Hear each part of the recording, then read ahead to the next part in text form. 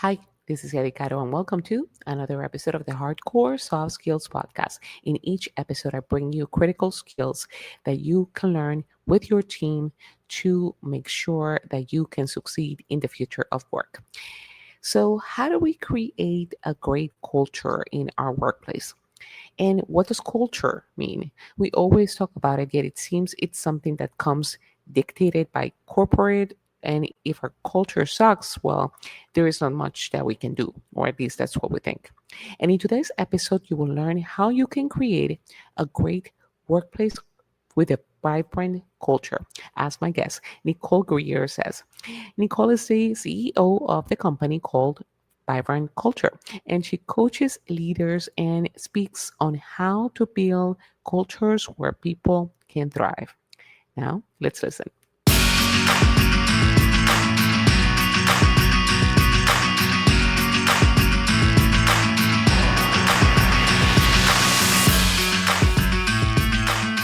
So, welcome, Nicole Greer, to my podcast today. Oh, I'm so glad to be here, Yadi. Thank you for the invitation. And I love the your podcast and your work because it focuses about culture, which is so important for it is building a vibrant culture. And I like the use of the word vibrant because it just encompasses so much. But before we get into the specific work, I wanted to understand from your background, why did you decide, what career moves did you make that you wanted to focus on the aspect of culture? Oh, well, I think over the years, I just learned, like everybody else has learned over the years, that there are some really great places that I've worked and some really terrible places that I've worked. And I think if everybody thought about looking down their resume, they're like, that one was a good one. That one was not such a good one. That one was okay. And it's like, what is the thing that we're talking about when we say, oh, this is a great place or this is not a great place? It's the culture. Right. So a company, an organization is like a little petri dish in science. Right. And so in that little petri dish, there's all sorts of stuff going on, and either good things are growing or terrible things are growing. So we're either bringing something to life or we're growing a virus or a bacteria, Yeah. And so I was like, okay, so what is that thing? Because I was really lucky. I worked in a place where I was developed, I was loved on, and flourished. I really was so lucky. I was in a great culture once. And so I was just like, what was going on there? And how can I help other people make that happen? Yeah, I like when you say that you were kind of loved in that in a work environment, Yes. and it's when we talk about work, thinking love in work may not necessarily always go together. So, what were the elements of that particular experience that you had that made it a really great culture to work with? Okay, so the number one thing is that they developed me. They took a young woman who had potential, and I think everybody is packed with potential. We just need to get it out of them. A lot of times we go and we'll hire a new person, and sometimes it's been so long that the position has been needed or it's been empty, and we're just like, okay, we hired Yadi.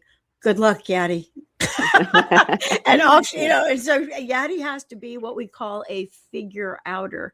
And if she's not a figure outer, she's going to probably fail and have a terrible experience. And what we need is we need a process, an HR process, doing the employee life cycle, right? Where we are, attracting the right people in the first place. That's a big part of your culture. We're recruiting them. We're bringing them in. We're setting expectations. We orient them day 1, 2, and 3, maybe a 3-day orientation. Yes, it could be. And then we onboard them for like the entire first year of their career. And then we put in place a career path where they're going to grow. And so that's what I experienced. And before that, I had just been, and I was in property management in the restaurant business, Yadi, my first 2 careers. And a lot of times they just like gave me the keys and they were like, go run this thing. And I was like, okay. And I mean, I figured it out. I'm a figure outer, but it would have been a lot more fun with some sport. Yeah, I like that we think a lot of times in companies when we're hiring that we have to find the perfect person that will fit for that particular role and that they're going to be able to just come in and do the thing and just run with it. But there's so much power into kind of having a person that you come in and they develop you, as you're saying, that they kind of make you grow, give you the opportunities to grow, and do that in process part that I feel it's lacking in a lot of companies, aside from giving you the right access to, you know, The passwords, internet, yeah. computers, yeah, policies. It's like, no, yeah, then you're good. Go do the thing. Yeah. And setting that up is important. So, what are some of the keys that if someone, let's say they work in an organization, or that they don't may not necessarily have the power to influence the corporate to do that? Are there things that we can do if we're just a leader of a small section or a team manager that we can do to enable that experience even if we don't control that in corporate? Yeah, oh, 100%. Yeah. So let's say you're in some giant corporation, you're running this department of 6 people. The truth of the matter about leadership is that my experience of the culture comes directly from the experience of my leader. And so, Yadi, when I sit down and I coach people, I do a lot of executive coaching. The very first question I ask that leader is, what is it like to experience you? And this question kind of it flummoxes people. They're like, Yeah. what do you mean? What do you mean by that? And Yeah. I mean, like, what is it like to be on your team? Because you are the coach, you are the mentor, you are the leader, you are the manager, meaning that you have 4 different responsibilities. And we can talk about the differences in those 4 things. But when I bring somebody into this company, if it's Bank of America, some huge organization, I don't really know what they're doing in downtown Charlotte where the home office is, but I'm out in Oklahoma because I'm the branch manager of the Bank of America branch on whatever road in Tulsa. I am the culture that they are going to experience. So, how I treat them, how I manage them, lead them, coach them, and mentor them is going to be the difference. And so, there's 2 things that you can do. First off, is one is you can set proper expectations with people. If you tell me, hey, if you work with me, this is what you can expect. People will be delighted to know what's coming in the future, right? The unknown is what scares people. And so there's this quote, and I love this quote. It's from Don Carroll, and he said, uncommunicated expectations are a premeditated opportunity to be disappointed. So Ah, that works both ways, right? So if I'm a brand new employee at the Bank of America in Tulsa, Oklahoma, and nobody told me what to expect, and something comes and it's not pleasant, then I'm like, I didn't know that was going to happen. yeah. But if unpleasant things happen in banking, which they do, I bet you people get mad when they don't get a loan. I Hmm. bet you people get mad when they overdraft their account. We charge them $25. So to set expectations, I'm going to tell you something. If you work here, people get upset. They come in here mad. And Yeah. you have to be good at conflict resolution and de-escalating customers. That's part of the job. Oh, okay, I can do that. So now I'm not going to be disappointed when it happened because you told me it was going to happen, right? And then vice versa. If the leader can say something like this, they hire a new person and they say, this is how I lead. Here's my philosophy. My philosophy is I'm going to develop you. You have a lot of skills. That's why I hired you. But here's where I want to take you. I want you to have my job someday so I can go be a regional manager. And Yeah. so I don't want to be a manager. I know, not yet, but I'm going to teach you everything I do so that you can see how easy it is to do what I do. And we're going to get your full potential out of you. And the person's like, well, okay. But it's like, I'm going to develop you. So don't be surprised when I ask you to do this funny thing often people don't like, more. I'm going to ask you to do more and more and more. Do you want to work here with somebody who will develop you and ask you to do more and learn more? It's either yes or it's no. And then if you Yeah. have this thing called fit. So I think expectations are huge in terms of onboarding people. And so you can do that no matter where you are in an organization. And then I think the second thing is to lay out for people, here are our core values. Here's what we're all about here, making that very clear. And then here's where I want to take my part of the business or this branch or the whole ginormous, whatever it is. And so really using these three concepts we have heard for forever: mission, vision, and core values. I think that leading with those and using them as real tools is not really happening. And I would love to see that. And if you tell people all that, they're gonna be blown away if a leader came and did all that. They're like, wow, I have never been led by somebody like this before. This is fantastic. Yeah, I love that advice. And the question going back to what is it like to experience you, because it shows that as individuals, we need to have that self-awareness in terms of understanding ourselves and understanding how we come up to other people. And a lot of the times that I've seen is that when it comes to big corporations, we tend to talk about the they don't give us this, they don't give us the resources. And you talked through a very good example of how we can create the culture even within our branch, our office, our little team here, that we can get to define that for the people that we're working with, and that culture fit that you talk about, having the clear, the self-awareness and the communication of the values too.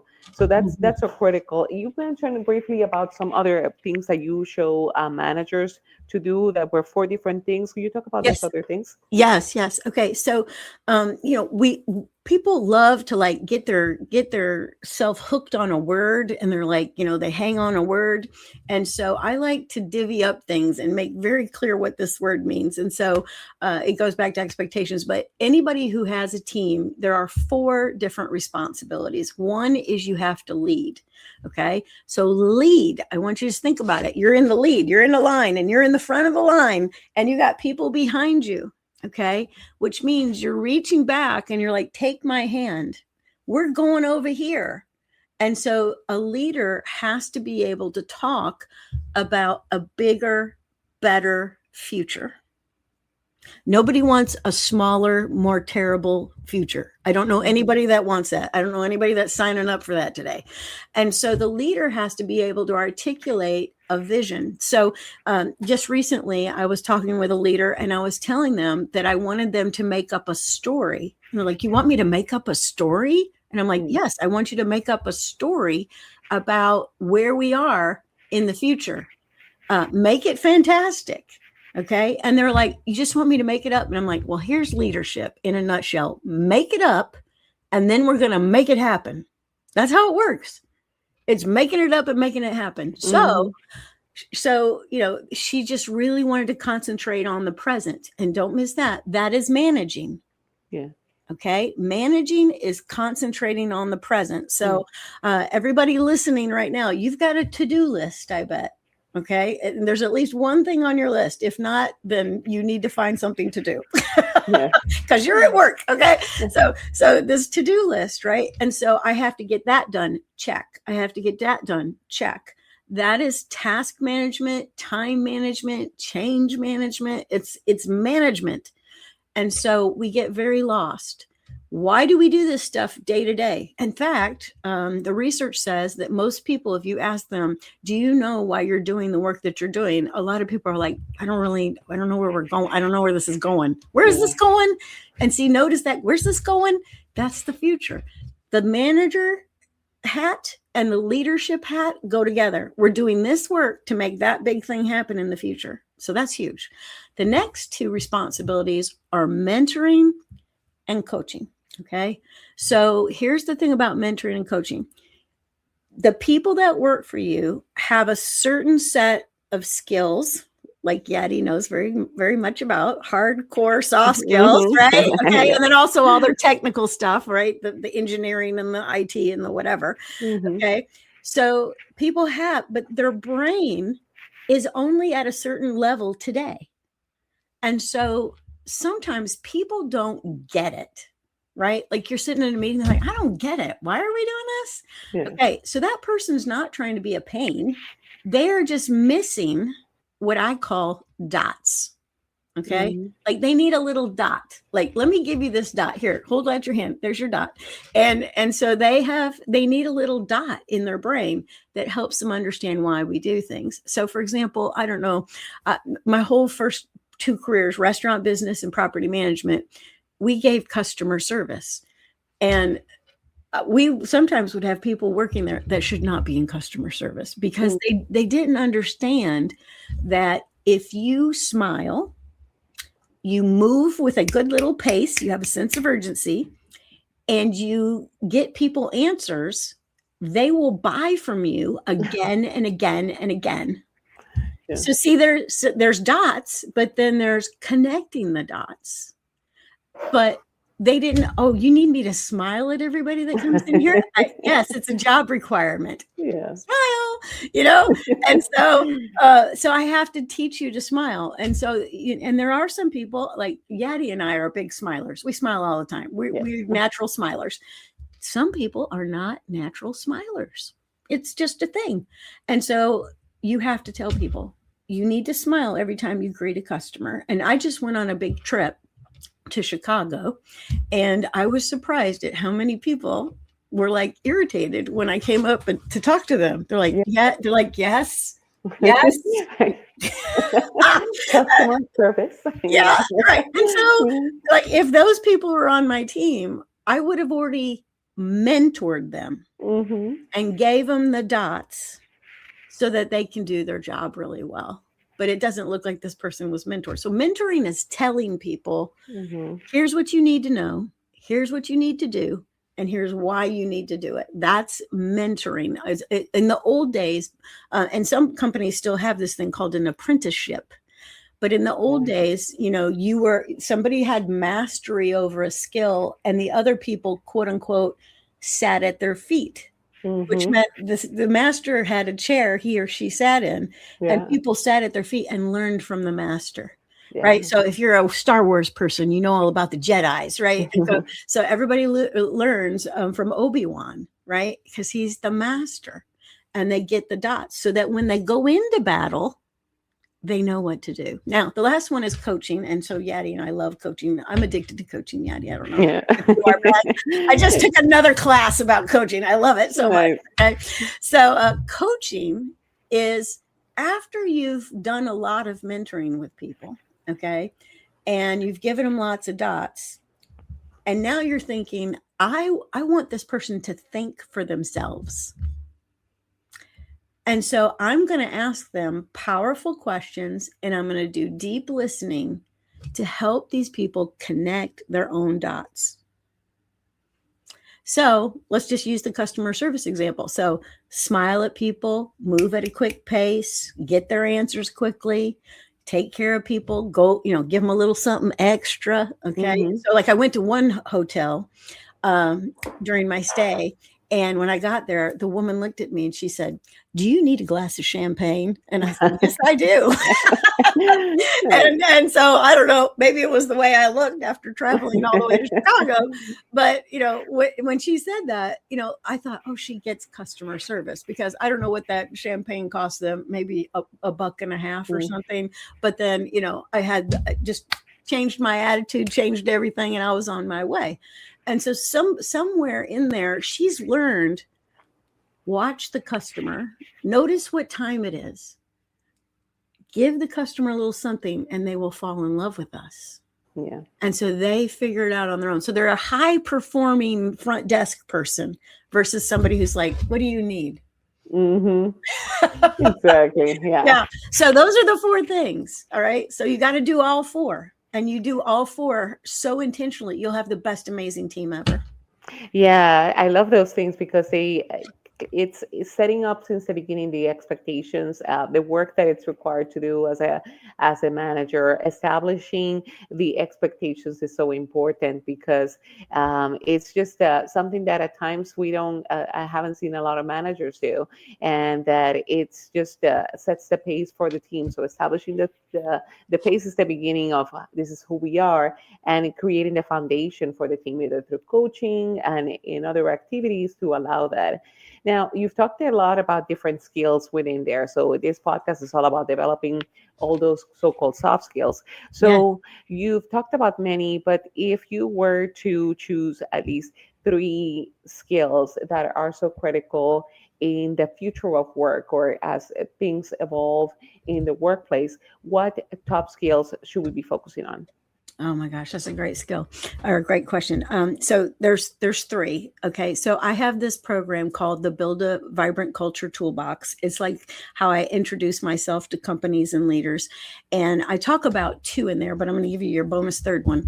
So the first one is please learn to ask a powerful question. And so I even challenge leaders, go get a coaching certificate through the international coach that's got the International Coaching Federation stamp of approval on it. It will make you a better manager immediately. But if you're not going to do that, listen to this.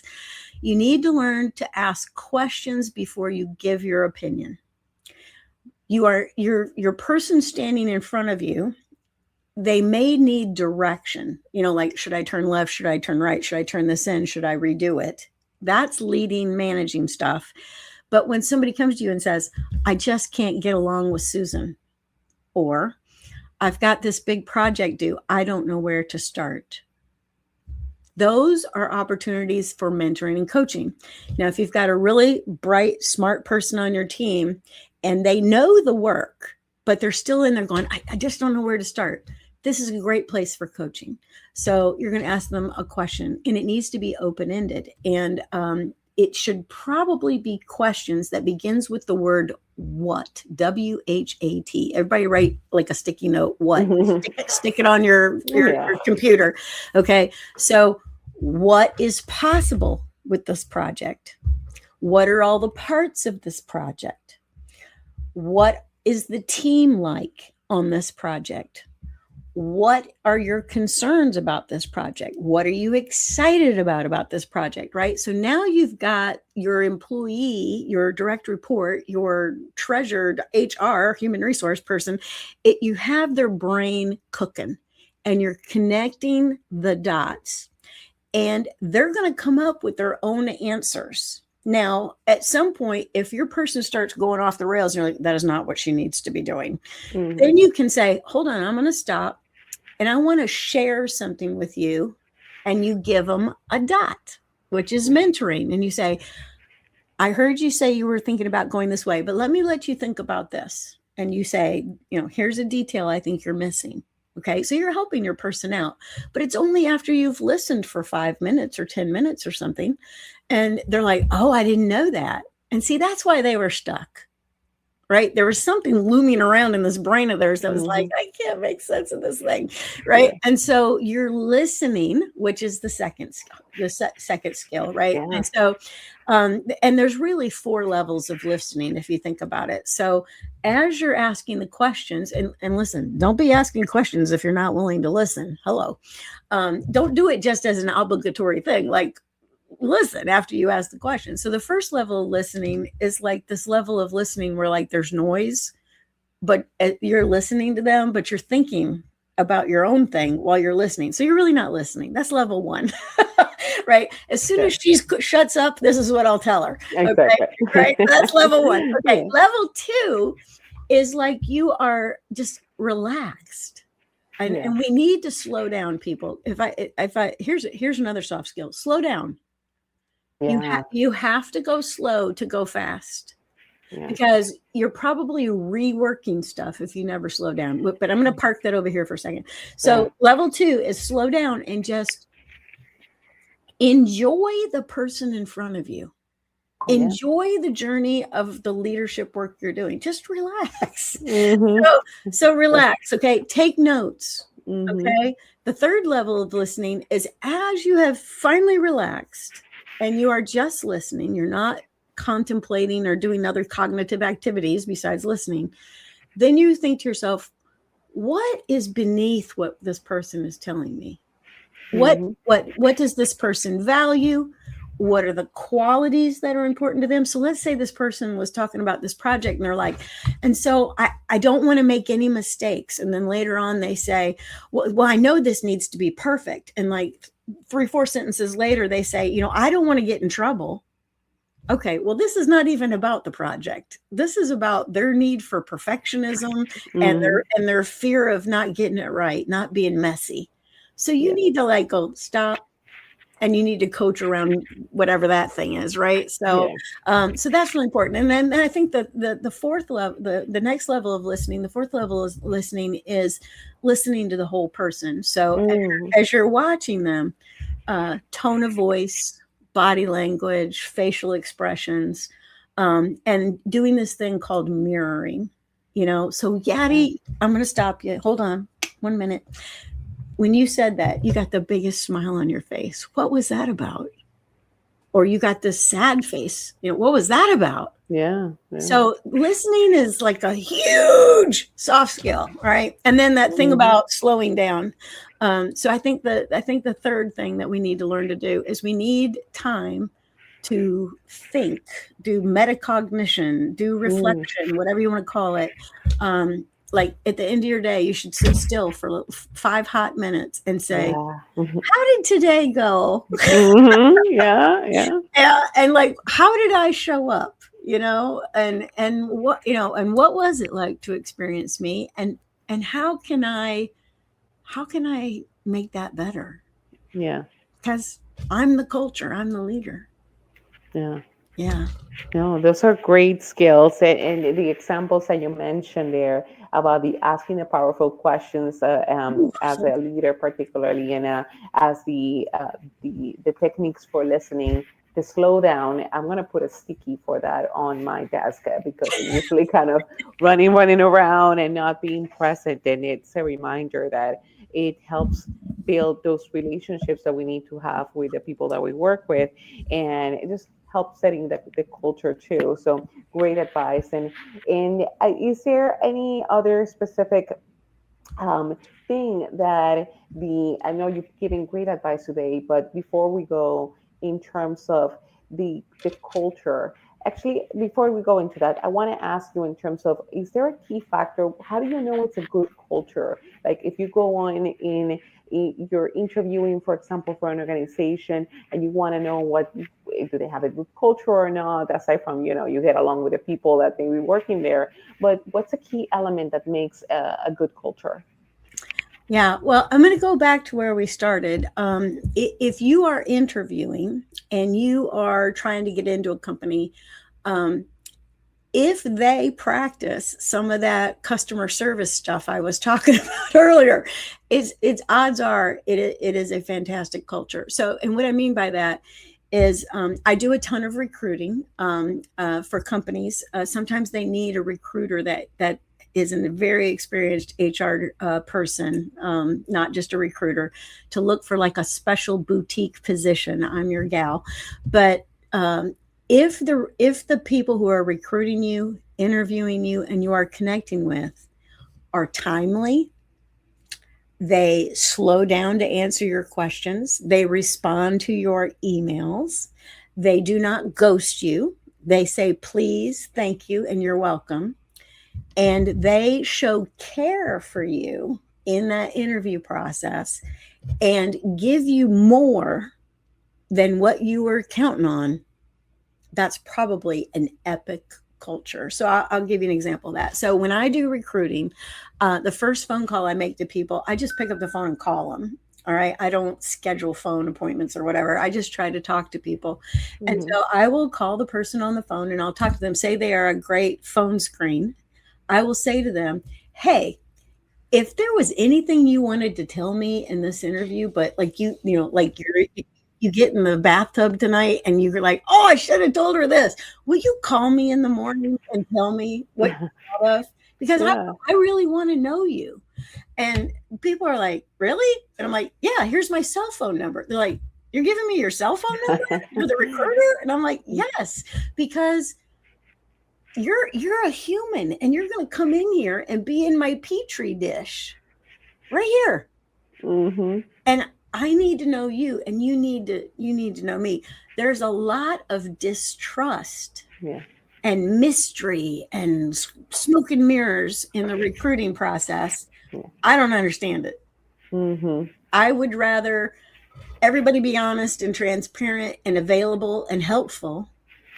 And then don't miss that. If you get inside the organization and you worked with HR and the HR team is excellent at this, and then you talked with your hiring manager who's going to be your leader. Mm-hmm. If you felt good in that with him, because what's it like to experience them during the interview? Yeah. That's a big indicator of what the whole shit match is going to be. Mm-hmm. So it is the interaction. So if you receive some love, it's probably a culture with a little bit of love. Yeah, saying it's so first impressions or the impressions that we experience since the beginning certainly could be red flags or could be great indicators for a culture. So Oh, that's right. one. Pay attention, people. Yeah. Thank you so much, Nicole, for all the fascinating advice that you've given us today about building a culture. And I'm going to definitely put in the sticky as well that quote that you mentioned about what is it like to experience you as a reminder that not only counts for work, also at home too, because it's like, Oh, how do my absolutely. kids experience me? You know, so That's it's right. a great And make reminder. sure your kids know what it's like to experience them. Hello. Exactly. Right now Very I'm true. experiencing you as being a smart aleck, right? Very true.